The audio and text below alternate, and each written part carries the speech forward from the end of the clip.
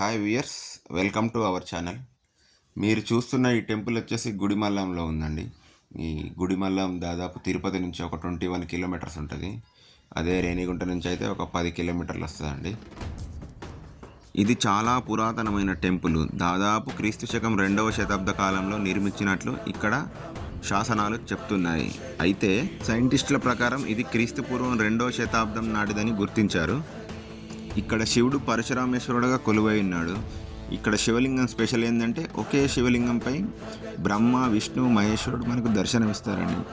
ఇక్కడ మీరు టెంపుల్ను అబ్జర్వ్ చేశారనుకోండి, కొంచెం కిందికి ఉంటుందండి. ఎందుకంటే ప్రతి 60 సంవత్సరాలకు ఒకసారి నదీ జలాలు నేరుగా గర్భగుడిలోకి వచ్చి స్వామివారిని ఇక్కడ అభిషేకిస్తాయి.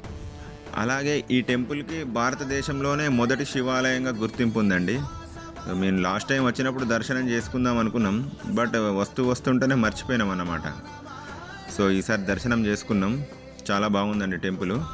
సో ఎప్పుడైనా మీరు తిరుపతి వచ్చినప్పుడు మీకు వీలుంటే దర్శనం చేసుకోండి గుడిమల్లం వచ్చి. ఓం నమః శివాయ. Thank you for watching.